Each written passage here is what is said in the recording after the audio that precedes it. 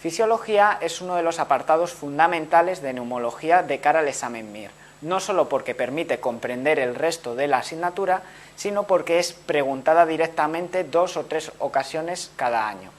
Con respecto a la fisiología, es importante dominar dos tipos de preguntas. Por un lado se preguntan los trastornos ventilatorios y por otro lado el análisis del intercambio gaseoso y de la insuficiencia respiratoria. Para analizar los patrones ventilatorios y las alteraciones ventilatorias es necesario hacer pruebas de función respiratoria, que es a lo que hace referencia esta pregunta. Las pruebas de función respiratoria son básicamente dos, la espirometría y la pletismografía.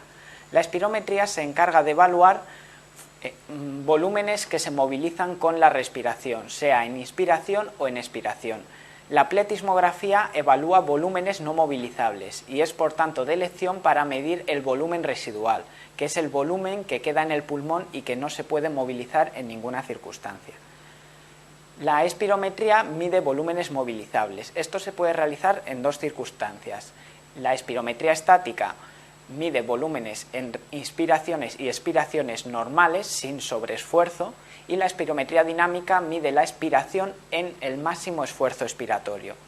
La espirometría estática nos va a servir para calcular volúmenes y capacidades, mientras que la espirometría dinámica es útil para medir y calcular flujos. Con respecto a la espirometría estática podemos analizar distintos valores. Respirando en condiciones normales movilizamos un pequeño volumen entre lo que es una inspiración normal y una expiración normal. A este volumen lo llamamos volumen corriente y es el que se moviliza en condiciones normales. En condiciones de necesidad de mayor volumen se puede movilizar un volumen extra con una inspiración máxima. Este volumen inspirado en una inspiración máxima después de una inspiración normal es lo que llamamos volumen de reserva inspiratoria. También, si es necesario, podemos expulsar un volumen extra en la expiración. Este volumen expirado en una expiración máxima después de una expiración normal es el volumen de reserva expiratorio. La espirometría estática por sí misma no puede calcular más volúmenes, pero permite el cálculo de capacidades. Las capacidades pulmonares son siempre sumas de volúmenes. Se define capacidad inspiratoria como la suma de volumen corriente con volumen de reserva inspiratoria. Y se podría decir que es el máximo volumen que se puede inspirar en una inspiración máxima después de una expiración normal. Si tenemos en cuenta el volumen residual, que repito, no se puede calcular en una espirometría, sino que precisa para su cálculo pletismografía, el volumen contenido en el pulmón después de una expiración normal es la capacidad residual funcional, que se puede considerar como la suma de volumen de reserva expiratorio con volumen residual. Si sumamos volumen de reserva inspiratorio, volumen de reserva expiratorio y volumen corriente, o lo que es lo mismo, el máximo volumen que se puede expirar después de una inspiración máxima, obtenemos la capacidad vital. Y si a la capacidad vital le sumamos el volumen residual, obtenemos el volumen contenido en los pulmones en posición de inspiración máxima, que es la capacidad pulmonar total. La espirometría dinámica, en cambio, se realiza en unas condiciones distintas. El sujeto, el paciente, inspira el máximo volumen posible y a continuación lo libera en una única expiración realizando el máximo esfuerzo posible. Es decir, el paciente que está respirando con normalidad se le pide que llegue hasta su capacidad pulmonar total y que la vacíe con toda la fuerza que sea capaz de hacer. Este proceso permite comparar los volúmenes expulsados con el tiempo que se tarda en realizarlo y por tanto permite calcular flujos. El flujo de mayor importancia es el que se consigue durante el primer segundo de la expiración, al que se llama volumen expirado en el primer segundo, conocido por las siglas BEMS o FEB1. Este volumen es el principal parámetro para clasificar la gravedad de los trastornos obstructivos. Otro volumen muy importante es la capacidad vital forzada. La capacidad vital forzada es todo el volumen expulsado partiendo de una inspiración máxima en una expiración forzada. Es, por tanto, similar a la capacidad vital en la espirometría estática, pero debido a fenómenos de atrapamiento aéreo es ligeramente menor. Por tanto, han preguntado varias veces en el MIR la distinción entre capacidad vital y capacidad vital forzada. Para diferenciar obstrucción y restricción no nos es útil el BENS, puesto que está disminuido en ambos patrones. El parámetro más útil para ello es el índice de Tiffenot, que consiste en el cociente entre el BENS y la capacidad vital forzada, y que deriva, por tanto, de la espirometría dinámica. Así, por ejemplo, la respuesta 5 dice: la capacidad vital forzada es el volumen movilizado en una expiración forzada después de una inspiración máxima. Simplemente cambiar en una expiración forzada por en una expiración máxima haría falso este enunciado, y han jugado con ello alguna vez en el MIR. Luego estas preguntas requieren atención. La respuesta correcta, falsa en este caso, es la 4. La capacidad funcional residual es el volumen que contienen los pulmones tras una expiración forzada, cuando la respuesta correcta sería decir en una expiración normal. ¿De acuerdo? Siempre que os digan volumen que contienen los pulmones, están incluyendo el volumen residual. Luego va a necesitar pletismografía para su cálculo. El volumen contenido en los pulmones tras una expiración forzada o una expiración máxima es el volumen residual. El volumen contenido en los pulmones tras una expiración normal es la capacidad residual funcional, y el volumen contenido en los pulmones tras una inspiración es la capacidad pulmonar total. Esas dos capacidades requieren el cálculo de volumen residual y, por tanto, pletismografía.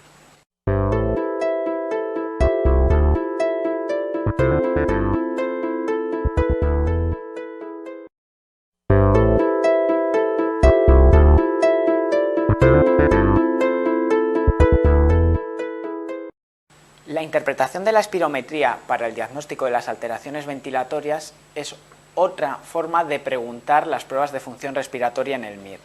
Hay dos aspectos que debes saber de cara a este tipo de preguntas. Por una parte, los criterios espirométricos para definir los trastornos obstructivo y restrictivo, y por otra parte, qué enfermedades del aparato respiratorio cursan con patrón obstructivo o restrictivo. En cuanto a los criterios diagnósticos, el patrón obstructivo se debe a obstrucción al vaciado pulmonar y, por tanto, es un problema expiratorio. Se caracteriza por disminución de los flujos expiratorios medidos en la espirometría dinámica. Su diagnóstico se basa en la medición del índice de Tiffenot. El índice de Tiffenot se considera normal por encima o igual a 80%, pero para definir alteración obstructiva debe ser inferior a 70%. Los trastornos restrictivos, en cambio, se deben a dificultad para el llenado del pulmón. Son un problema inspiratorio. Pueden deberse o a un descenso de la distensibilidad del pulmón o a un descenso de la fuerza o capacidad de expansión de la caja torácica con pulmón normal. Por tanto, hay restricciones parenquimatosas y restricciones extraparenquimatosas. El parámetro para definir restricción es el descenso de la capacidad pulmonar total, que se considera normal entre el 80 y el 120% del valor teórico. Por tanto, para diagnosticar un trastorno ventilatorio debemos fijarnos únicamente en dos parámetros: el índice de Tiffenot, que me define si hay obstrucción, y la capacidad pulmonar total, que me dice si hay restricción. Si aparecen las dos simultáneamente es un trastorno mixto. El resto de parámetros de la espirometría nos van a servir para cuantificar grado de obstrucción o grado de restricción, pero no para el diagnóstico. También nos pueden servir para el diagnóstico diferencial entre unas u otras enfermedades. Volviendo al caso clínico, tenemos un paciente con un BEMS conservado y una capacidad vital forzada disminuida. No me están dando la capacidad pulmonar total, pero una capacidad vital forzada disminuida sugiere una capacidad pulmonar total disminuida. Luego, probablemente el paciente presente un trastorno restrictivo. Para contestar esta pregunta es necesario saber, dominar, qué enfermedades cursan con patrón obstructivo y qué enfermedades cursan con patrón restrictivo. El patrón restrictivo es típico de o bien enfermedades pulmonares con reducción de la distensibilidad, y es lo que llamamos restricción parenquimatosa, y suele ser debido a enfermedades intersticiales del pulmón, o bien puede deberse a problemas de la caja torácica con limitación de la capacidad de expansión de esta o de la fuerza de expansión. Puede ser debido a afectación exclusivamente de la inspiración, y lo denominamos extraparenquimatosas con afectación inspiratoria, o con afectación de la inspiración y de la expiración. En cualquier caso, el origen de una reducción de la capacidad de expansión de la caja torácica puede deberse a enfermedades neuromusculares que limitan la fuerza muscular o a enfermedades osteomusculares que condicionan mayor rigidez de la caja torácica. Saber este tipo de enfermedades no nos ayudaba a contestar la pregunta, puesto que hay dos enfermedades, neumoconiosis y silicosis, entre las respuestas que cursan con afectación intersticial. En cambio, el patrón obstructivo es con el que cursan las grandes enfermedades obstructivas, principalmente la enfermedad pulmonar obstructiva crónica, en la que encontramos obstrucción crónica e irreversible al flujo expiratorio. También hay obstrucción en el asma. La característica del asma es que hay una obstrucción al flujo aéreo reversible y variable. También encontramos obstrucción en las bronquiectasias. Las bronquiectasias no aparecen reflejadas directamente entre las opciones, pero sí aparece la fibrosis quística, enfermedad genética que afecta al páncreas y al pulmón y que condiciona la muerte del paciente entre la segunda y tercera década por enfermedad pulmonar con múltiples bronquiectasias y grave limitación al flujo aéreo. La bronquiolitis también cursa con obstrucción al flujo aéreo, con hiperreactividad bronquial. Y por último, y que nos ayudaba a contestar la pregunta, hay 6 enfermedades intersticiales que pueden cursar con obstrucción en el patrón espirométrico y que han sido objeto de varias preguntas en el MIR y que por tanto debes recordar. Las 6 enfermedades intersticiales que cursan con patrón obstructivo son, por un lado, 2 enfermedades que tienen obstrucción pura en la espirometría, que son la histiocitosis X y la linfangioleiomyomatosis.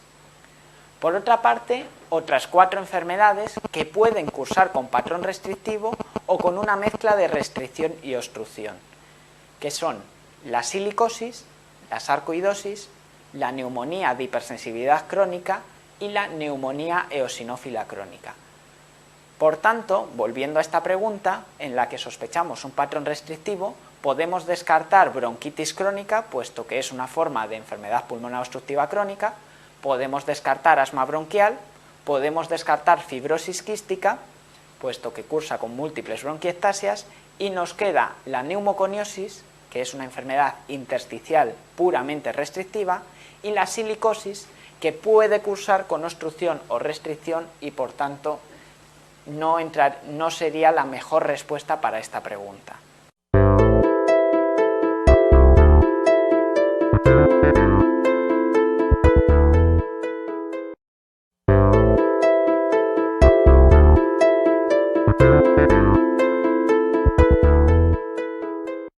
En el bloque de fisiología, gran parte de las preguntas hacen referencia a la evaluación del intercambio gaseoso y al estudio de la insuficiencia respiratoria.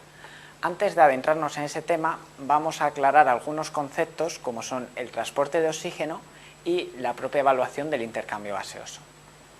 Con respecto al transporte de oxígeno, es importante recordar que el objetivo último de la respiración no es movilizar aire al interior o exterior de los pulmones ni intercambiar gases, sino conseguir que el oxígeno llegue a todas las células del organismo para conseguir un adecuado metabolismo aerobio.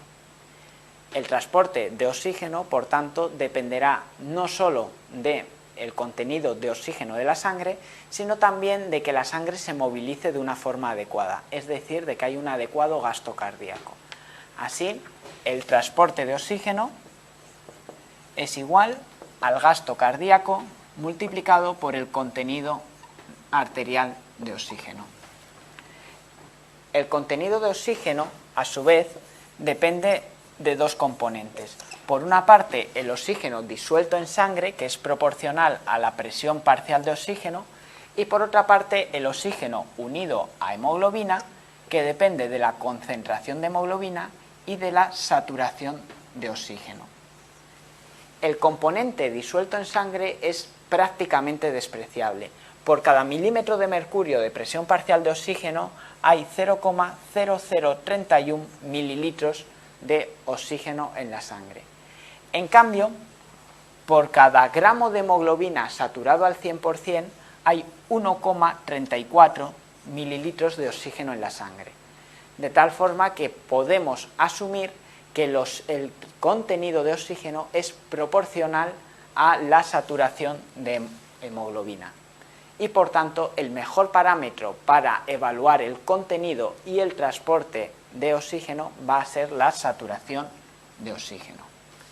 La presión parcial de oxígeno, en cambio, es la mejor medida de la oxigenación de la sangre.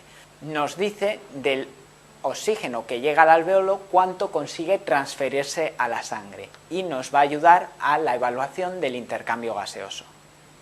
El intercambio gaseoso es el proceso por el que el oxígeno pasa del aire inspirado a la sangre y a su vez el dióxido de carbono pasa de la sangre al aire alveolar. Generalmente se evalúa el intercambio gaseoso mediante el cálculo del gradiente alveolo arterial de oxígeno, que como aproximación didáctica podríamos asumir que es la resistencia de la membrana alveolo capilar al paso al intercambio de gases a su través. Para calcular el gradiente alveolo arterial de oxígeno, tengo que restar a la presión alveolar de oxígeno la presión arterial de oxígeno. La presión arterial de oxígeno se puede calcular directamente en una gasometría. La presión alveolar de oxígeno no se puede medir directamente y se calcula a través de fórmulas. La fórmula para calcular la presión alveolar de oxígeno parte del hecho de que si esto es el aire ambiente, esto es la tráquea y bronquios y esto es el alveolo, al alveolo le llega el aire ambiente que tiene un contenido de oxígeno igual a la presión atmosférica multiplicado por la fracción inspirada de oxígeno. En el árbol traqueobronquial se añade agua al aire inspirado, con lo cual desciende la presión barométrica y a la presión atmosférica hay que restarle la presión parcial de agua. Además, en los alveolos se añade desde los capilares dióxido de carbono, que disminuye también la presión parcial de oxígeno, por lo que al oxígeno que llega en el aire inspirado hay que restar la presión parcial de dióxido de carbono en el alveolo, que tampoco la puedo medir, pero se sabe que por cada 0,8 milímetros de mercurio de presión de CO2 en la sangre hay 1 milímetro de mercurio de presión en el alveolo. Así que la presión parcial de oxígeno en el alveolo se puede calcular con presión atmosférica menos presión parcial de agua multiplicado por fracción inspirada de oxígeno y menos la presión parcial de CO2 dividido entre 0,8. Volviendo a la pregunta, la tendencia natural sería contestar la opción 4, puesto que nos dice la saturación de oxígeno y el gradiente alveolo arterial de oxígeno. Como acabamos de ver, el gradiente alveolo arterial de oxígeno es la mejor medida del intercambio gaseoso y la saturación de oxígeno es la mejor aproximación al transporte de oxígeno. Pero en el MIR hay que tener cuidado con todo. El orden de las respuestas está invertido, lo que invalida la opción 4 como correcta. Aunque teóricamente son las dos mejores medidas, su orden está invertido, luego es una respuesta falsa. La respuesta correcta es la 5, en la que me ofrecen como medida del intercambio gaseoso el cociente presión alveolar de oxígeno partido de fracción inspirada de oxígeno y como medida del transporte de oxígeno la saturación. El cociente presión alveolar de oxígeno partido de fracción inspirada de oxígeno, también conocido como cociente PAFI, se usa especialmente en el ámbito de cuidados intensivos o anestesia, cuando se usan fracciones inspiradas de oxígeno alto en los pacientes intubados. El cociente PAFI no es exactamente equivalente al gradiente alveolar arterial de oxígeno, pero tiene la ventaja de un cálculo mucho más fácil, solo hay que hacer una división. El cociente PAFI normal es superior a 300. Valores inferiores a 300 revelan insuficiencia respiratoria y valores inferiores a 200 revelan grave alteración del intercambio gaseoso. Un cociente PAFI menor de 200 en un contexto clínico adecuado es parte de los criterios diagnósticos para el síndrome de distrés respiratorio del adulto.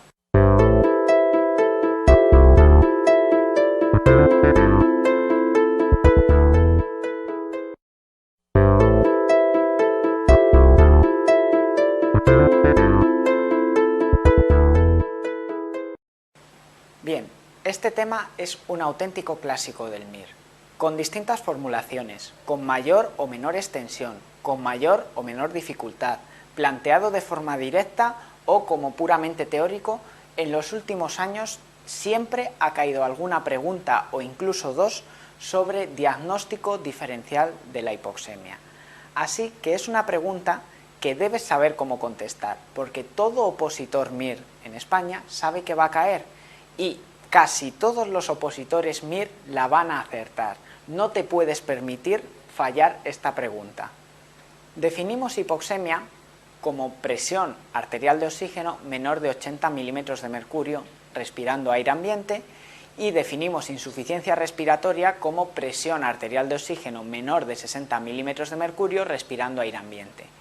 En cualquiera de los dos casos, si te encuentras una presión de oxígeno alterada, tienes que analizar el caso clínico o la pregunta en busca del mecanismo de la hipoxemia. Lo primero que debes evaluar siempre es si hay una alteración de la ventilación. La hipoventilación se manifiesta gasométricamente con elevación de la PCO2. Tu primera actitud ante la pregunta o el paciente tiene que ser evaluar cómo está la PCO2. Si la PCO2 está elevada, el paciente está hipoventilando. Si la PCO2 no está elevada, es decir, está normal o está disminuida, el paciente no está hipoventilando.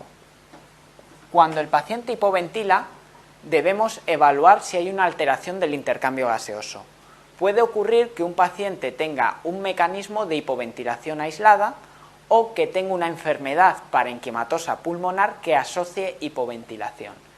Así que, una vez que sabemos que el paciente está hipoventilando, debemos medir el gradiente alveolo arterial de oxígeno. Si el gradiente alveolo arterial de oxígeno está normal, el paciente tiene un mecanismo de hipoventilación aislada y por tanto debemos buscar enfermedades restrictivas pulmonares. Si el paciente tiene un gradiente alveolo arterial de oxígeno aumentado, quiere decir que hay afectación parenquimatosa pulmonar. Igualmente, cuando el paciente no hipoventila, tengo que evaluar cómo está el gradiente alveolo arterial de oxígeno. Un paciente que no hipoventila y tiene un gradiente alveolo arterial de oxígeno normal, quiere decir que no tiene alteración en el intercambio gaseoso y por tanto la causa de su hipoxemia es que está respirando un aire ambiental con menor presión barométrica o con menor fracción inspirada de oxígeno.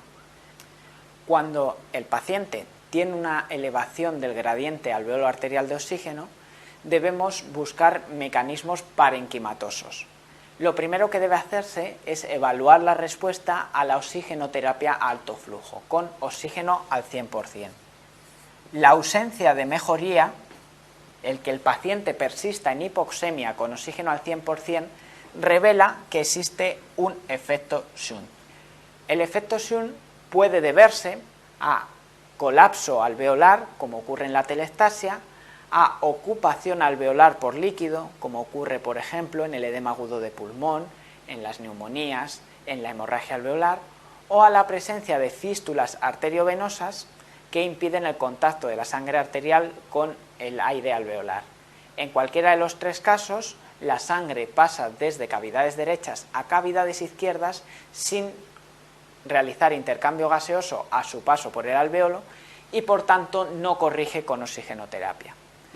Cuando el paciente mejora con oxigenoterapia, estamos ante dos posibilidades. El paciente puede tener discordancia ventilación-perfusión, que es el mecanismo más habitual de hipoxemia en la práctica clínica, o puede tener alteración de la difusión, que es el mecanismo habitual en las enfermedades intersticiales pulmonares. Para diferenciarlas, simplemente basta con conocer que las alteraciones de la difusión no provocan hipoxemia en reposo, solo con el ejercicio físico, por lo que si un paciente presentaba en reposo hipoxemia, su mecanismo es discordancia ventilación-perfusión. Centrándonos ya en la pregunta, podemos repasar el diagnóstico de la hipoxemia.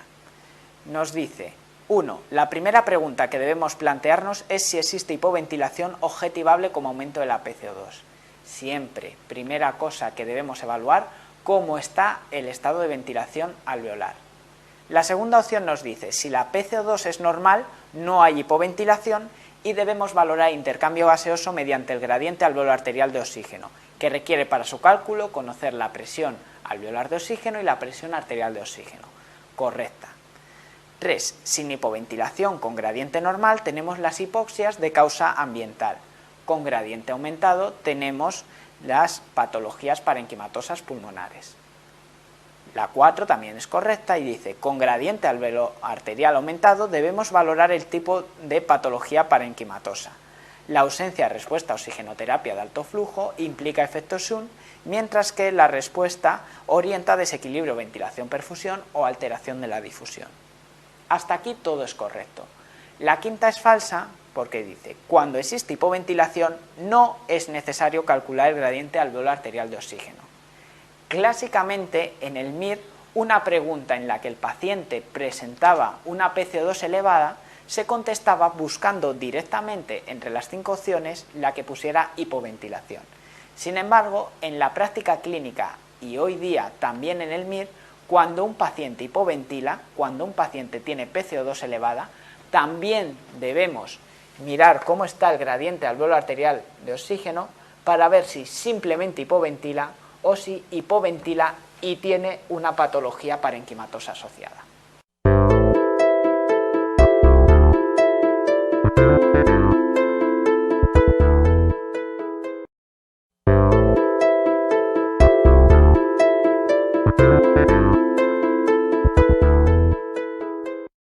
Se trata de un caso clínico de diagnóstico diferencial de una hipoxemia. No podré insistiros lo suficiente en que el diagnóstico de la hipoxemia es fundamental para el MIR. En este caso tengo los datos clínicos de un paciente y tengo que averiguar qué enfermedad cursa o no cursa con esos datos clínicos. Lo primero que debemos hacer siempre al evaluar una hipoxemia es ver si existe un mecanismo de hipoventilación asociada. La ventilación alveolar se identifica con la alteración de la PCO2. Nuestro paciente tiene una PCO2 normal, tiene normocapnia, luego no hay hipoventilación asociada. En caso de ausencia o presencia de hipercapnia, la siguiente pregunta que hay que plantear es cómo está el gradiente alveolo arterial de oxígeno. Un gradiente alveolo arterial normal descarta patología parenquimatosa, un gradiente alveolo arterial elevado sugiere patología parenquimatosa. En nuestro caso no nos dan el gradiente alveolo arterial ni los elementos necesarios para su cálculo, pero hay una fórmula, una aproximación al cálculo del gradiente alveolo arterial que simplifica bastante y que es simplemente 150 menos 1,25 por la PCO2 y menos la PO2. que en este caso viene a ser aproximadamente 50 milímetros de mercurio, lo que claramente está elevado y nos obliga a descartar causas parenquimatosas. Cuando el paciente tiene elevación del gradiente alveolar arterial, la siguiente prueba que se debe hacer es un ensayo terapéutico con oxígeno a alto flujo. La ausencia de mejoría con oxígeno a alto flujo revela efecto Sun como causa de la hipoxemia. La mejoría con oxígeno a alto flujo sugiere alteración de la difusión o discordancia ventilación-perfusión como mecanismos más probables. Teóricamente, la prueba debe hacerse con oxígeno al 100%, pero el oxígeno al 100% solo se puede conseguir con un paciente intubado y ventilación mecánica, con lo que en la práctica se suele usar oxigenoterapia a alto flujo en mascarilla Venturi. En nuestro caso, se utiliza un flujo relativamente alto, del 40%, y observamos una mínima mejoría. El paciente pasa de 59 milímetros de mercurio previo al oxígeno a 65 milímetros de mercurio. Hay una discreta mejoría, pero sigue en hipoxemia.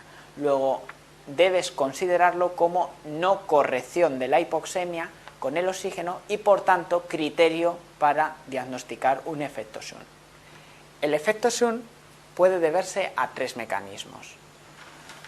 Si esto es un alveolo y este es el capilar por el que viene la sangre desde ventrículo derecho hacia aurícula izquierda, el efecto Sun puede ser debido a comunicaciones directas entre ventrículo derecho y aurícula izquierda que impiden el contacto de la sangre capilar con el alveolo, como ocurre en los Sun intracardíacos o en las fístulas arteriovenosas.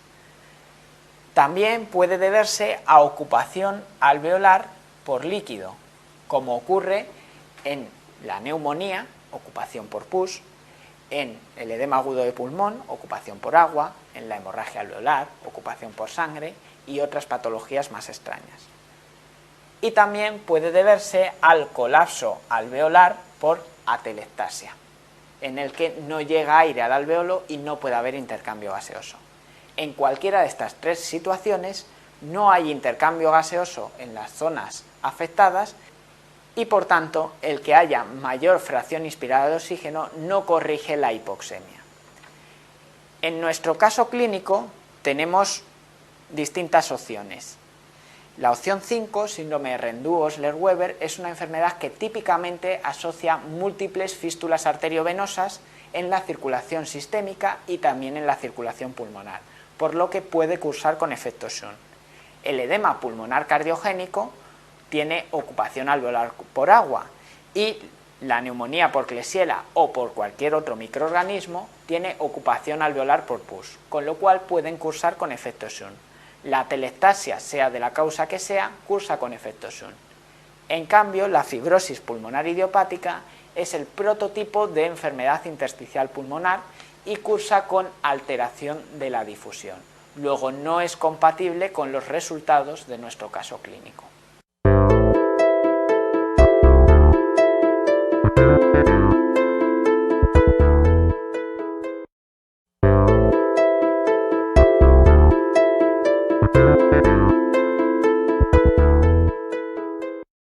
La ventilación mecánica no invasiva es un tema de creciente importancia en la práctica clínica y que está siendo preguntado con relativa frecuencia en el MIR.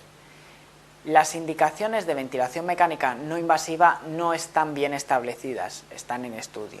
Es muy importante en el MIR y en la práctica reconocer cuándo un paciente tiene indicación de ventilación mecánica en general y en la práctica el que la ventilación sea invasiva o no invasiva va a depender de otros factores externos como la disponibilidad relativa de ellas en tu centro de trabajo. Podemos centrar las indicaciones de ventilación mecánica en 5 grandes grupos: inestabilidad hemodinámica, alteración del nivel de conciencia, fatiga muscular, alteraciones gasométricas y origen neuromuscular de la insuficiencia respiratoria. Pero es importante diferenciar si la insuficiencia respiratoria es aguda o crónica agudizada. La inestabilidad hemodinámica es criterio para ventilación mecánica en cualquiera de los dos casos. Un paciente que llega en insuficiencia respiratoria con inestabilidad hemodinámica, tanto si es aguda como si es crónica, debe iniciarse ventilación mecánica. El descenso del nivel de conciencia también es una indicación de ventilación mecánica, pues revela hipercapnia o hipoxemia graves, con afectación neurológica. Si bien hay que tener en cuenta que un paciente con una insuficiencia respiratoria aguda, su nivel de conciencia habitual va a ser normal y cualquier descenso del nivel de conciencia será una indicación de ventilación, mientras que un paciente crónico agudizado puede tener una disminución basal del nivel de conciencia, por lo que se considerará criterio de ventilación mecánica el descenso sobre su nivel habitual. Por ejemplo, si habitualmente está somnoliento, el que esté obnubilado o comatoso. La fatiga muscular es uno de los principales criterios de ventilación mecánica, tanto si el paciente está en insuficiencia respiratoria aguda como si es crónica agudizada. La fatiga muscular implica necesidad de soporte ventilatorio. Los criterios gasométricos son quizá los más preguntados en el MIR y a veces menos importante que estos tres criterios clínicos que implican una mayor gravedad. La hipercapnia es el reflejo de la hipoventilación, es el reflejo de la fatiga muscular. Luego, la hipercapnia es un criterio de ventilación mecánica. Un paciente en insuficiencia respiratoria aguda, la hipercapnia es de entrada indicación de ventilación. Sin embargo, un paciente en insuficiencia respiratoria crónica puede tener un cierto grado basal de hipoventilación alveolar y por tanto tener retención crónica de carbónico, tener hipercapnia habitual, por lo que se considera necesidad de ventilación la hipercapnia progresiva, es decir, que con tratamiento médico y oxigenoterapia va a más. La acidosis respiratoria se define por la hipercapnia. Un aumento de carbónico por encima de 45 es acidosis respiratoria. Así que para la acidosis respiratoria usaremos los mismos criterios que para la hipercapnia. Y será una indicación de entrada en el agudo y una indicación cuando sea progresiva en el crónico. Sin embargo, si un paciente crónico asociara otra enfermedad que cursara con acidosis metabólica, es decir, se presentara con acidosis mixta, sería valorable de entrada ponerle una ventilación mecánica.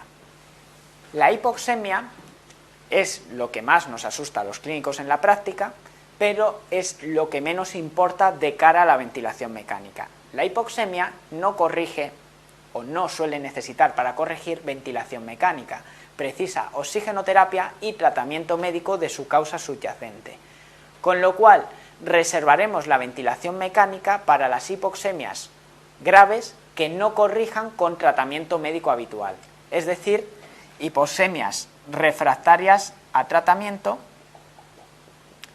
y en el caso de las crónicas reagudizadas, además, cuando el tratamiento de la hipoxemia con oxígeno provoque deterioro del carbónico, provoque retención progresiva de carbónico.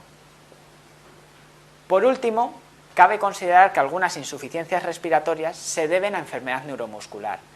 La enfermedad neuromuscular supone una hipoventilación por trastorno restrictivo extraparenquimatoso con disminución de la fuerza de los músculos de la caja torácica. Hay que distinguir si el paciente tiene una enfermedad neuromuscular aguda o crónica reagudizada.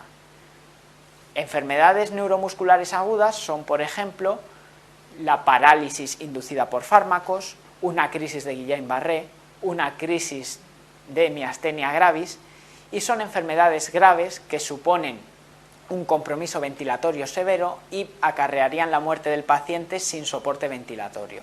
Luego, la enfermedad neuromuscular es una indicación de entrada cuando la insuficiencia respiratoria es aguda. Hay enfermedades neuromusculares crónicas, como las distrofias musculares, la esclerosis lateral amiotrófica y algunas otras. Cuando una enfermedad neuromuscular crónica, degenerativa, irreversible alcanza el estadio de insuficiencia respiratoria, el paciente está en una situación terminal. En estos casos dependerá de la voluntad del paciente el no adoptar ninguna iniciativa más e iniciar medidas de confort o proceder a una ventilación mecánica no invasiva si así lo desea.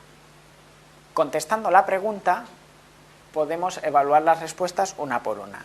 La primera nos dice PCO2 de 48 en una insuficiencia respiratoria aguda.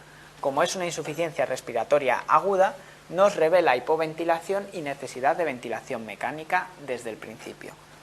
La 2 nos dice fatiga muscular u origen neuromuscular de insuficiencia respiratoria aguda. Si el paciente tiene fatiga neuromuscular, es una indicación en insuficiencias respiratorias agudas o crónicas.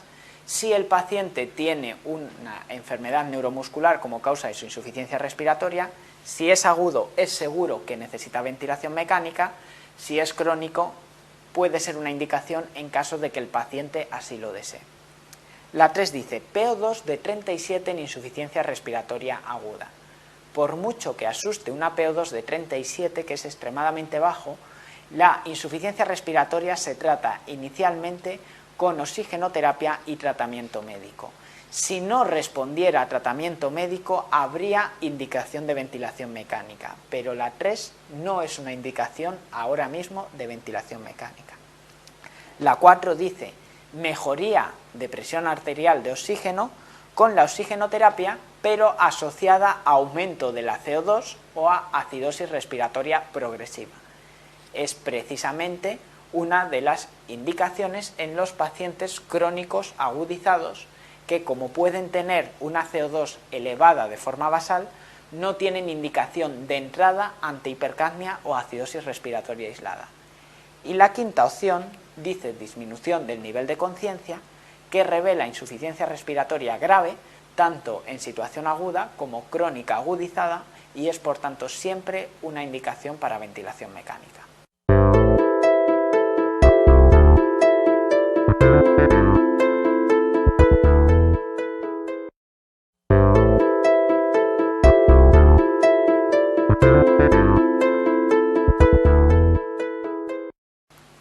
Con respecto al carcinoma broncogénico de pulmón, o más comúnmente cáncer de pulmón, hay dos tipos de preguntas.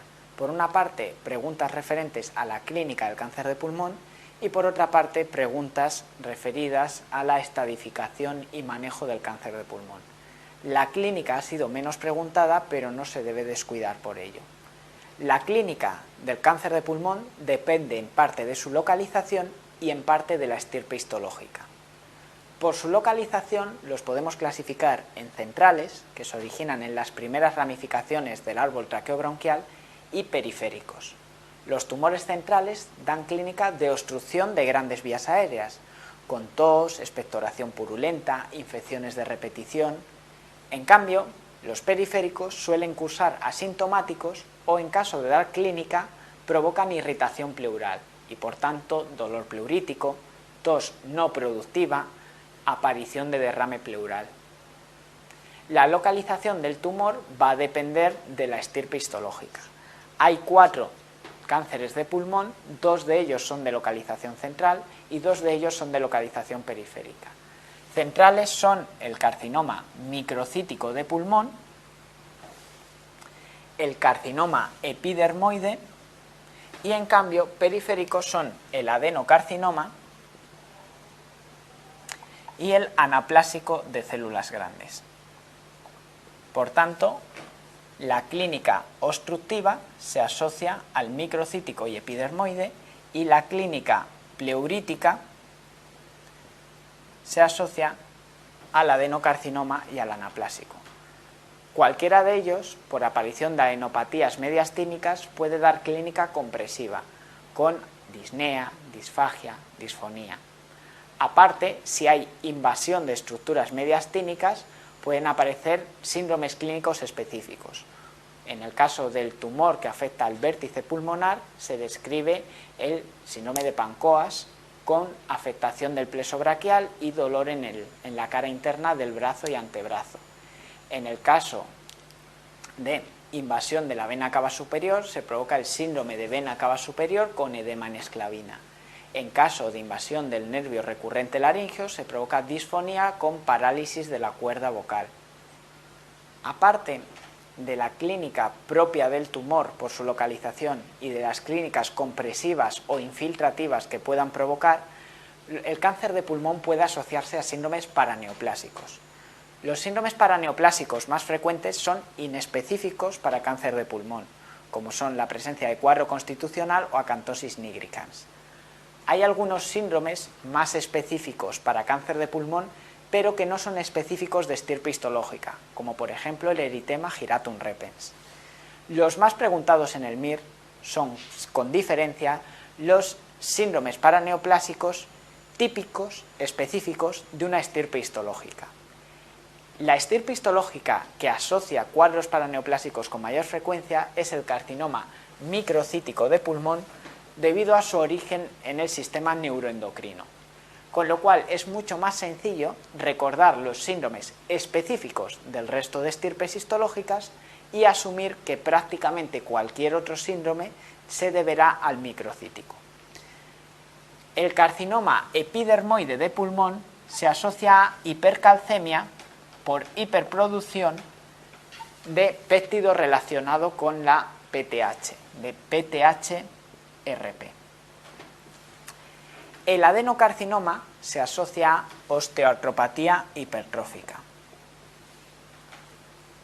El carcinoma de células gigantes se asocia a ginecomastia. Estas tres estirpes histológicas se conocen también como carcinomas no microcíticos de pulmón, y cualquiera de ellos tres puede asociarse a la aparición de acropaquias. Entonces nos queda el carcinoma microcítico, que es el principal productor de cualquier otro síndrome paraneoplásico. Los tres más importantes son la hiponatremia. La hiponatremia se debe a hipersecreción de hormona antidiurética y por tanto es el llamado síndrome de secreción inadecuada de ADH.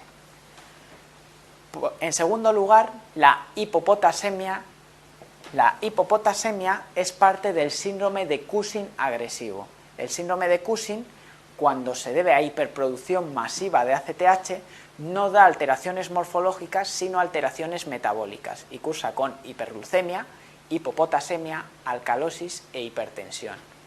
El tercer síndrome paraneoplásico asociado al carcinoma microcítico no es de tipo endocrinológico, sino neurológico. Es el síndrome de Eaton-Lambert, que es un cuadro miasteniforme debido a autoanticuerpos contra el canal de calcio de las neuronas presinápticas y que se caracteriza por debilidad con fatigabilidad. De las cuatro estirpes histológicas, dos tienden a la cavitación. Uno de ellos es el carcinoma epidermoide y el otro es el anaplásico de células grandes, con lo que una imagen cavitada de localización central nos va a sugerir el diagnóstico de carcinoma epidermoide y una imagen cavitada de localización periférica el de anaplásico. La respuesta incorrecta es por tanto la 2, el carcinoma anaplásico tiende a cavitarse, mientras que el adenocarcinoma no. Por último, queda comentar el carcinoma bronquiolo-alveolar. El carcinoma bronquiolo-alveolar es una variante de adenocarcinoma, por tanto de localización periférica, que tiene un comportamiento distinto. En vez de crecer en la luz del bronquio, crece hacia el interior del bronquio y de los alveolos, provocando por tanto ocupación alveolar. Radiológicamente simula una ocupación alveolar, simula una neumonía, y clínicamente cursa con tos con expectoración productiva, por lo que normalmente el diagnóstico se realiza tras confundirse con una neumonía y no mejorar con tratamiento antibiótico.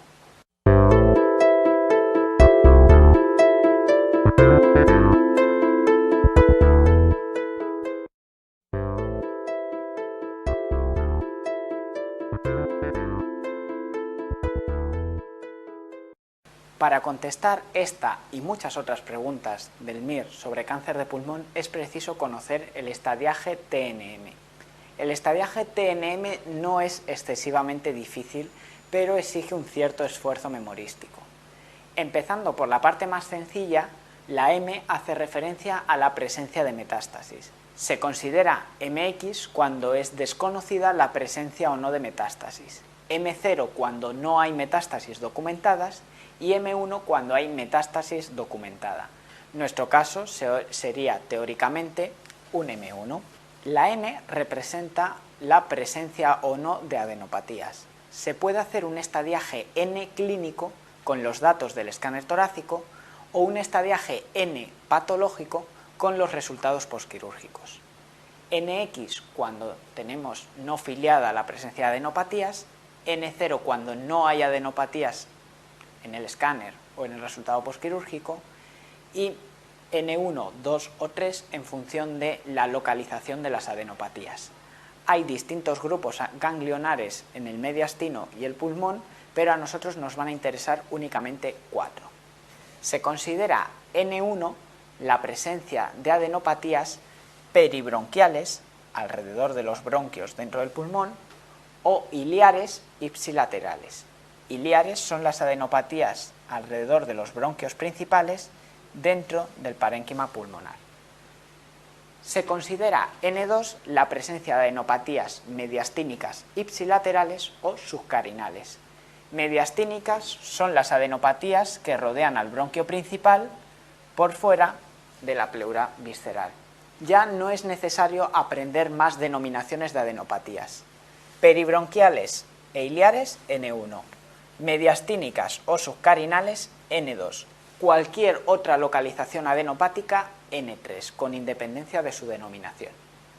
Por tanto, nuestro paciente, al tener adenopatías subcarinales, sería teóricamente un N2. La T representa la extensión local del tumor y es quizá la parte más difícil de recordar. Para recordarlo nos vamos a guiar de 3 datos: el tamaño del tumor, el bronquio en el que se origina y las estructuras que invade. Se considera T1 el tumor que reúne estas 3 características. Es menor o igual a 3 centímetros de diámetro máximo. Se origina en un bronquio como mucho lobar y no invade ninguna estructura. Está rodeado, por tanto, de parénquima pulmonar sano o de pleura visceral sin invasión. Se considera T2 aquel tumor que, sin llegar a reunir criterios para ser denominado T3 o T4, tiene alguno de estos 3 criterios. O bien tiene un diámetro mayor a 3 centímetros, o bien se origina en el bronquio principal, pero a más de 2 centímetros de la carina traqueal, o bien invade la pleura visceral, pero respetando pleura parietal. Consideramos T3 a un tumor que se origina en el bronquio principal a menos de 2 centímetros de la carina o que invade pleura parietal y estructuras parietales sin invadir ninguna víscera. Se considera T4 aquel tumor que se origina directamente en carina o tráquea y también los tumores que sobrepasan la pleura parietal invadiendo estructuras viscerales como esófago, corazón, venas. También se consideraría T4 la presencia de derrame pleural maligno, la invasión de cuerpos vertebrales o la infiltración del nervio recurrente laríngeo. También se consideraría T3 la invasión del nervio frénico. También se denomina T3 a la atelectasia pulmonar total, mientras que se denomina T2 a la atelectasia completa de un lóbulo, atelectasia lobar. Por tanto, nuestro tumor, que mide menos de 2 centímetros, se consideraría teóricamente un T1, puesto que mide menos de 2 centímetros y no me dan datos de invasión de estructuras pleurales ni de origen en bronquio mayor que lobar. Digo teóricamente porque no es un cáncer no microcítico, sino un carcinoma microcítico. El estadiaje TNM se aplica exclusivamente al carcinoma no microcítico de pulmón, es decir, estirpe de tipo adenocarcinoma, epidermoide o anaplásico. El carcinoma microcítico se clasifica de una forma más simple. Si es susceptible de ser abarcado en un único campo de radioterapia, se denomina enfermedad localizada, y si no es susceptible de ser abarcado en un campo de radioterapia, enfermedad diseminada o enfermedad avanzada. Puesto que en nuestro caso tiene afectación pulmonar y afectación abdominal con la metástasis en la glándula suprarrenal, es una enfermedad diseminada.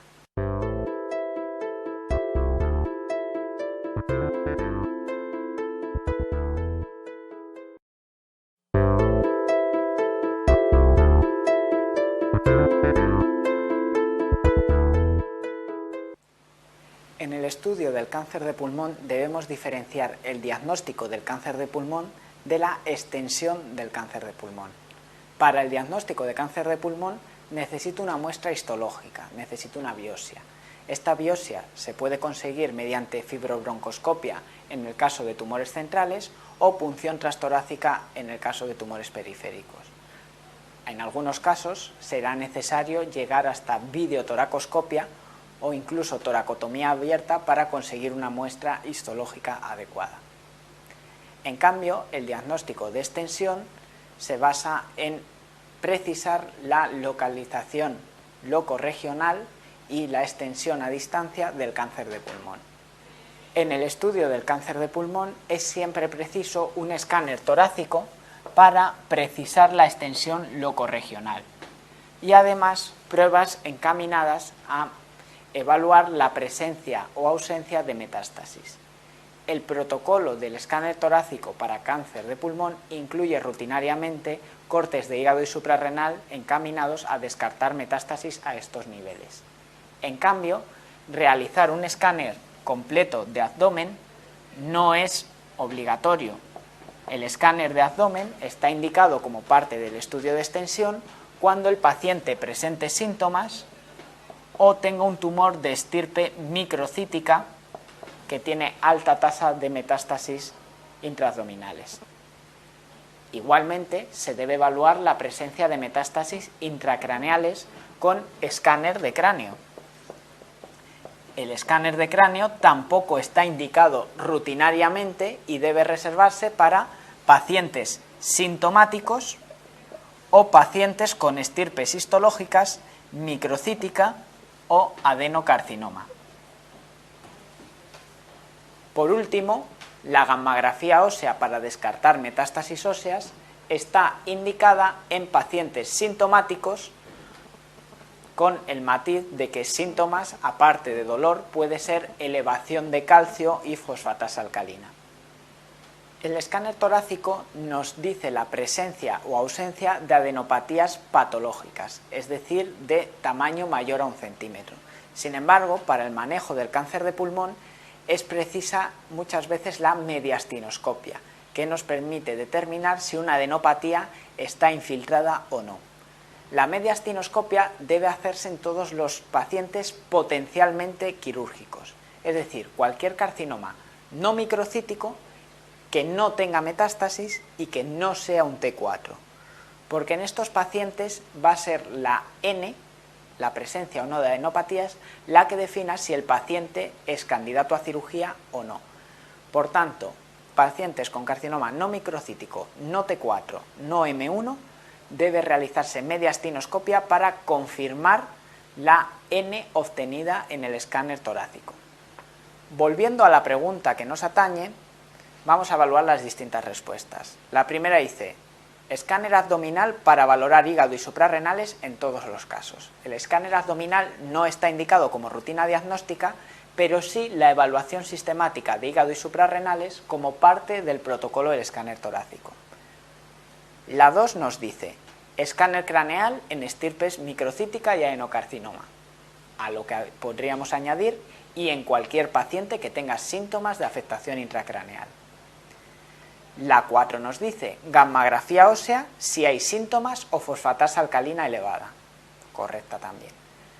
La 3 nos dice: mediastinoscopia si se objetiva parálisis completa del nervio recurrente laringio. La parálisis del nervio recurrente laríngeo define un estadio clínico T4 y por tanto contraindicación de cirugía, por lo que no es necesario y está contraindicado someter al paciente a una prueba que es cruenta el realizar una mediastinoscopia en este paciente. La opción 5 nos dice toracoscopia en derrame pleural de tipo exudado con citología negativa. Un derrame pleural en el contexto de un cáncer de pulmón nos obliga a sospechar malignidad. La primera prueba que se realiza es una citología del líquido obtenido por toracocentesis. Si sale positiva, nos define un estadio T4 que contraindica cirugía y por tanto hace innecesaria la realización de mediastinoscopia. Si la citología sale negativa, es conveniente realizar una toracoscopia para valorar si existen implantes pleurales.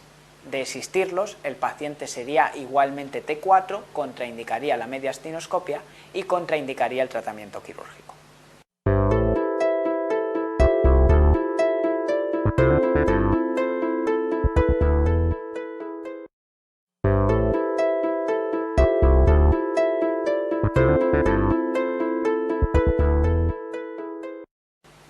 En el carcinoma no microcítico pulmonar hay que definir la operabilidad y la resecabilidad.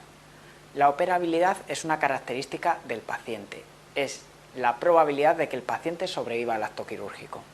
La resecabilidad es una característica del tumor, es la probabilidad de poder eliminar toda la masa tumoral en un único acto quirúrgico. Empecemos por la resecabilidad. Se consideran irresecables los carcinomas microcíticos y cualquier no microcítico en estadio M1 o N3 o T4. También se consideran irresecables aquellos tumores no microcíticos que estando en estadio N2 no responden a la quimioterapia de inducción. También se consideran irresecables algunos tumores en estadio T3. Por ejemplo, un carcinoma en el bronquio principal a menos de 1 centímetro de la carina es un T3, teóricamente potencialmente resecable, pero debido a la necesidad de dejar márgenes de seguridad en la cirugía, es imposible la reconstrucción con anastomosis de la tráquea con el bronquio contralateral, con lo cual técnicamente es irresecable. Y por último, habría que matizar que algunas metástasis, como la metástasis cerebral única, se consideran resecables si la metástasis se puede eliminar en un primer acto quirúrgico y el tumor pulmonar es resecable por el resto de características. Por tanto, centrándonos ya en la pregunta, la respuesta correcta, dado que me preguntan contraindicación para resección pulmonar, va a ser la 5, estadificación N3. Fijaros en las respuestas 1, 3 y 4. No hacen referencia a resecabilidad, sino a operabilidad, a la probabilidad de que el paciente pueda sobrevivir a un acto quirúrgico. Se considera que hay 3 tipos de criterios de operabilidad: criterios generales, criterios cardiológicos y criterios neumológicos. Los criterios generales son la presencia de otra enfermedad con un pronóstico vital inferior al del propio cáncer de pulmón o el deterioro general avanzado. Los criterios cardiológicos son la presencia de infarto agudo de miocardio en los 3 meses previos o de una hipertensión grave o una arritmia no controladas. Los criterios neumológicos son con mucho los más preguntados. Se consideran criterios y deben ser evaluados en todo paciente previo a acto quirúrgico: el FEV1, la capacidad vital, la capacidad de difusión de monóxido de carbono, la tolerancia al test de ejercicio, el consumo máximo de oxígeno durante el ejercicio y algunos otros. El más preguntado en el MIR y el más importante de cara a definir la operabilidad es el BEMS. Un BEMS inferior al 40% del teórico contraindica la cirugía. Un BEMS superior al 60% del teórico permite la cirugía. Entre el 40 y 60% se calcula el BEMS posoperatorio predicho. En el MIR normalmente no lo han preguntado como porcentaje, sino con valores absolutos. podríamos asumir que un BENS menor de 1 litro contraindica la cirugía, mayor de 2 litros permite la cirugía y entre 1 y 2 litros obliga a calcular el posoperatorio predicho. Si nos fijamos en el enunciado de las respuestas, tanto la respuesta 3 como la 4 son criterios de inoperabilidad correctos. La DLCO por debajo del 40% y el BENS por debajo del 40% de los teóricos contraindican la cirugía en este paciente, pero contraindican la cirugía. Son criterios de inoperabilidad, no de resecabilidad y por tanto no son respuestas válidas para esta pregunta. Mucho ojo, por tanto, con si me están preguntando operabilidad, el paciente puede sobrevivir al acto quirúrgico, o resecabilidad, el tumor puede ser curado con el acto quirúrgico.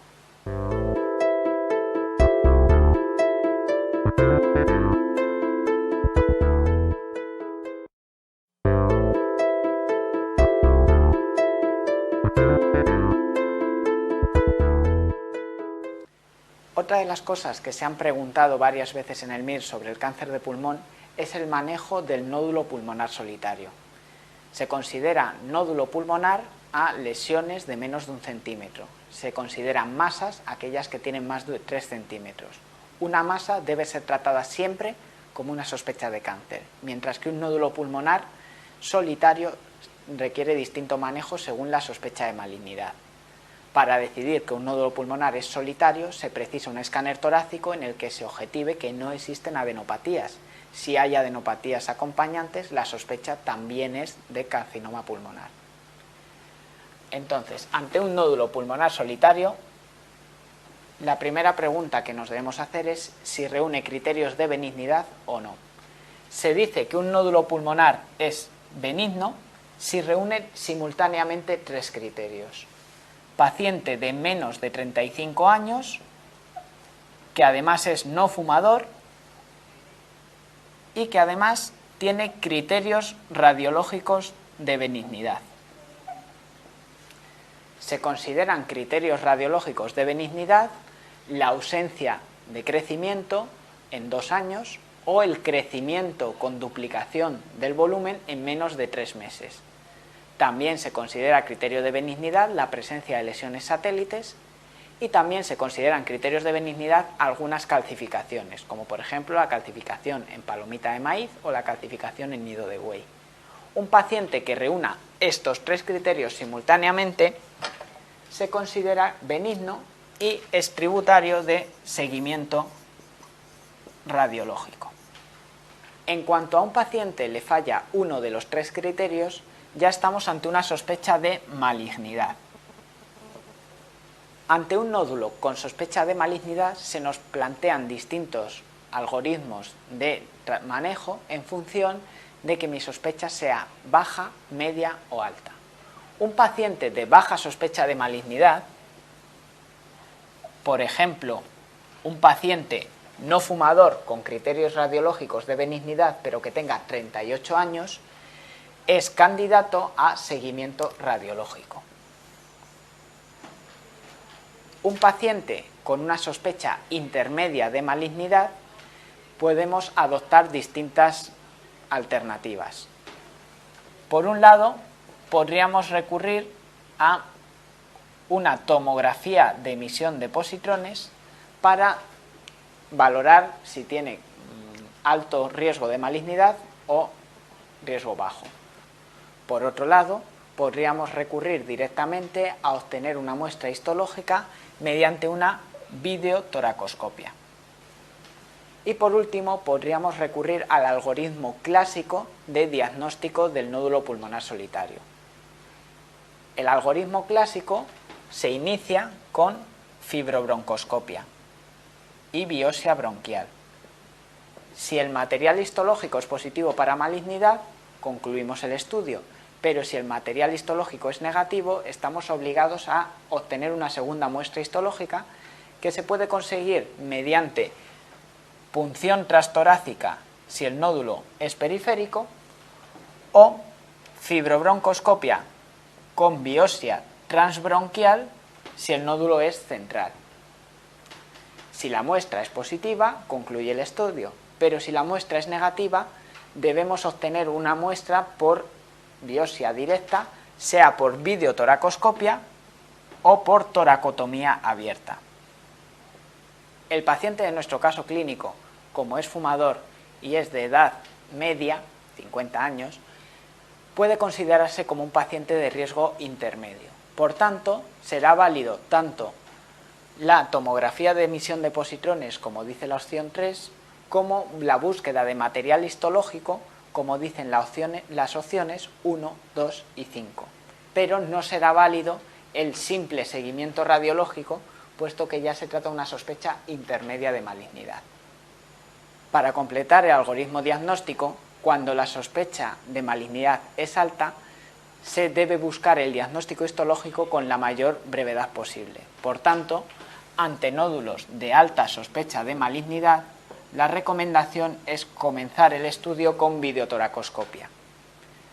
La videotoracoscopia también se puede realizar en nódulos de sospecha intermedia con localización periférica, dado que la punción transtorácica tiene mayor tasa de resultados falsos negativos y en cambio la videotoracoscopia consigue mayor rentabilidad diagnóstica, acortando el tiempo hasta el diagnóstico de una patología potencialmente tumoral.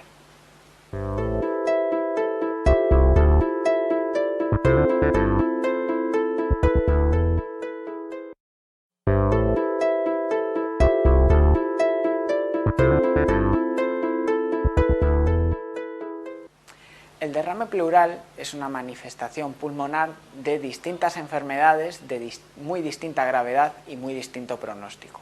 Por tanto, cuando tengamos un derrame pleural, debemos intentar obtener una muestra para analizarlo y obtener la máxima información sobre la patología que lo produce. Se considera que está indicada la toracocentesis diagnóstica ante derrames pleurales significativos, es decir, de más de 1 centímetro en el decúbito lateral. Lo primero que se debe analizar en un derrame es si cumple alguno de los criterios de Light. Si no cumple ninguno, es un transudado. Si cumple alguno de los criterios de Light, se considera exudado. Los exudados se deben a alteración local de la permeabilidad y por tanto suelen ser de causas confinadas al pulmón. La causa más frecuente de exudado es el exudado paraneumónico, que muchas veces es una simple efusión asociada a una infección pulmonar, por ejemplo, neumonía, bronquiectasias o incluso absceso pulmonar. Sin embargo, el derrame paraneumónico puede evolucionar hacia empiema. El derrame paraneumónico tiene predominio neutrofílico, por tanto, la presencia de linfocitosis en nuestro caso clínico nos debería hacer dudar del diagnóstico de derrame paraneumónico. La presencia de linfocitosis en un líquido pleural de tipo exudado sugiere el diagnóstico de tuberculosis, linfoma o alguna enfermedad crónica, por ejemplo, artritis reumatoide. Dada la ausencia de clínica constitucional en nuestro paciente, parece poco probable el linfoma, y la clínica de tos con expectoración poco productiva de más de 2 semanas de evolución nos debería hacer pensar en tuberculosis si el derrame se tratara de un exudado. Pero como ya hemos dicho, lo primero es analizar los criterios de Light. Los criterios de Light para definir exudados son 3. Con cumplir uno solo de ellos, el derrame es un exudado. Se consideran criterios de Light el cociente proteínas en pleura partido de proteínas en suero mayor de 0,5. El cociente LDH en líquido pleural partido de LDH en suero mayor de 0,6 o la presencia en líquido pleural de LDH mayor de 2/3 del límite superior para la LDH plasmática. Nuestro paciente, a falta del último criterio, LDH en líquido pleural mayor de 2/3 del límite superior de la LDH plasmática, muestra ausencia de los otros dos, con lo cual, de momento, es un líquido compatible con un transudado, no con un exudado. Así que en este caso el diagnóstico diferencial no hay que plantearlo entre exudados ni circunscribirlo a exudados con predominio linfocítico, sino centrarlo en los transudados que se deben a alteraciones en la presión hidrostática o presión oncótica de forma generalizada y se deben exclusivamente a 3 enfermedades: insuficiencia cardíaca, cirrosis y síndrome nefrótico.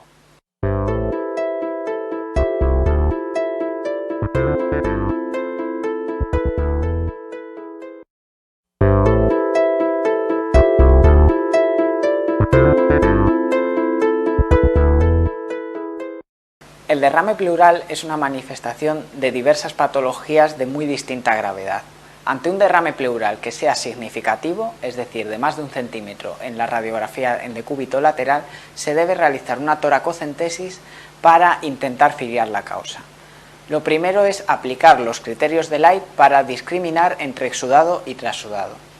Cuando un paciente tiene alguno de los 3 criterios, se dice que es un exudado. La causa más frecuente de exudado en nuestro medio es el exudado paraneumónico, el asociado a una infección del parénquima pulmonar, que puede ser una neumonía o bronquiectasias infectadas o incluso un absceso pulmonar. El riesgo ante un exudado paraneumónico es la evolución hacia empiema. Hablamos de empiema cuando en el líquido pleural existe pus macroscópico o baciloscopia positiva en la tinción de Gram o cultivo positivo.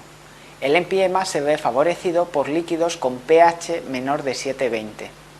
La mayoría de empiemas proceden de derrames paraneumónicos complicados y los gérmenes más frecuentemente implicados son el Staphylococcus aureus y el Haemophilus influenzae. El manejo del empiema va a depender de las características del líquido pleural. Con pH mayor de 7,20 y glucosa mayor de 50, el derrame es no complicado y el manejo es simplemente el tratamiento médico de la infección asociada.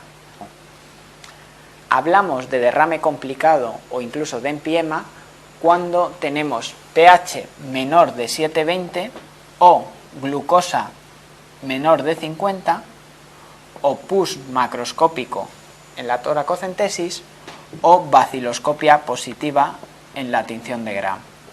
Cualquiera de estos 4 criterios supone una indicación de drenaje endotorácico aparte del tratamiento antibiótico de la infección asociada. Si tenemos un derrame paraneumónico complicado que además está tabicado, el tratamiento, aparte del drenaje endotorácico, consiste en la instilación intrapleural de fibrinolíticos, siempre que no exista fístula broncopleural acompañante. En caso de mala evolución del empiema a pesar de drenaje endotorácico y antibióticos, el tratamiento puede requerir la cirugía abierta con desbridamiento físico y químico de los tabiques fibrosos.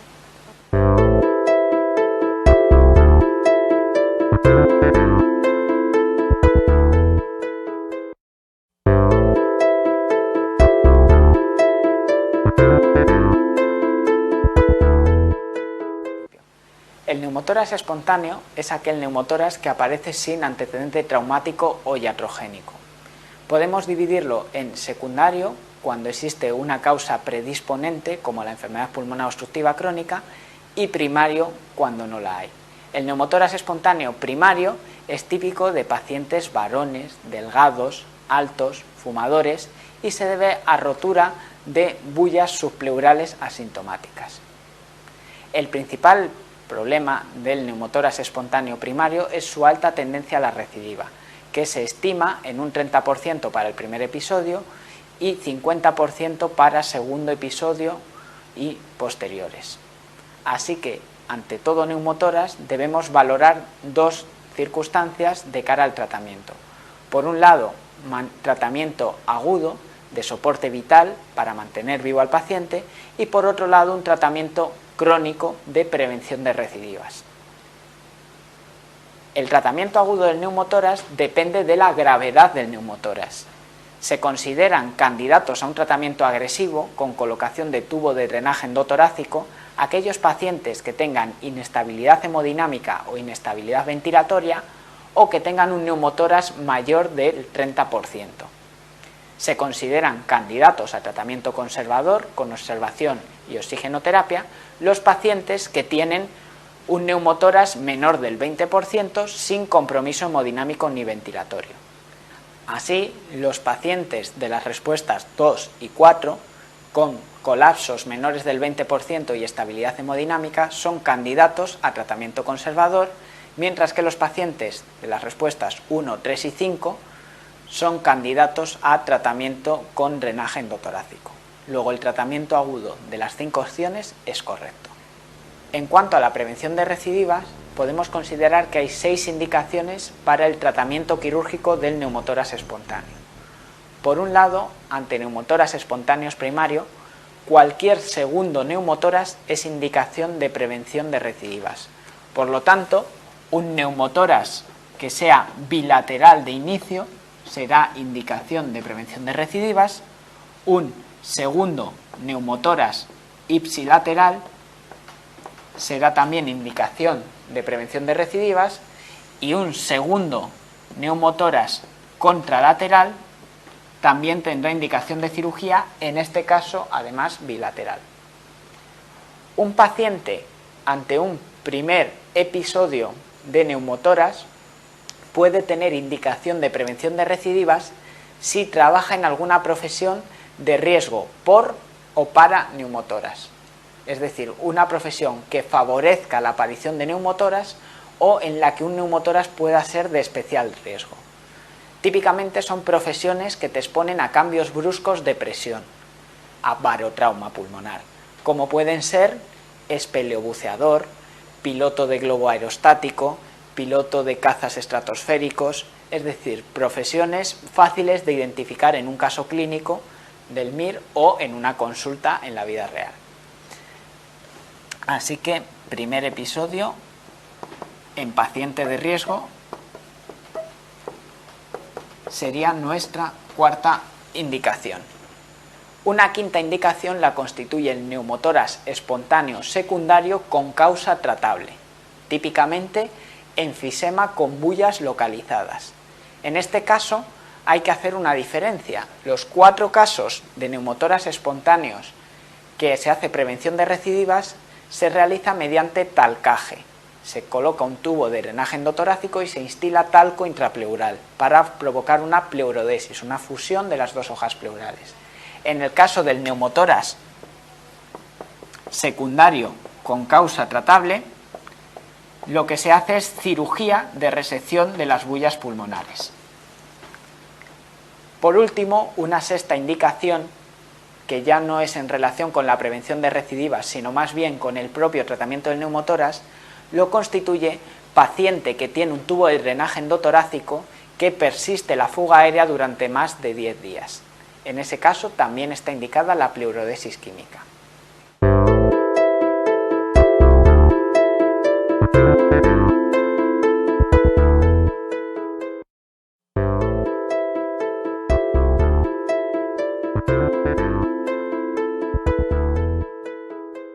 Bien, en el caso clínico nos muestran a un varón que presenta desde hace más de 3 meses durante 2 años consecutivos clínica de tos con expectoración productiva y por tanto cumple criterios clínicos para bronquitis crónica. La bronquitis crónica es una de las 2 formas de manifestarse de la enfermedad pulmonar obstructiva crónica. Como su nombre indica, la enfermedad pulmonar obstructiva crónica implica obstrucción crónica al flujo aéreo. Luego, para su diagnóstico exige una espirometría. Debe existir obstrucción confirmada no reversible. Se define obstrucción con índice de tifenó menor del 70%. Ojo, porque los valores normales del índice de tifenó son entre 80 y 120, pero para el diagnóstico de obstrucción se requiere un índice de tifenó menor del 70%. Aparte, se acompaña en la espirometría de descenso del BEMS, que es el mejor parámetro para valorar la gravedad de la obstrucción, y de descenso de los flujos mesoexpiratorios, que son el primer parámetro en alterarse y por tanto el dato más precoz de obstrucción en la espirometría. En el enfisema, pero no en la bronquitis crónica, hay una destrucción de tabiques alveolares y por tanto una alteración de la difusión de gases, manifestada con un descenso de la capacidad de difusión de monóxido de carbono. Nuestro paciente, como tiene clínica de bronquitis, no es esperable que presente una reducción de la DLCO.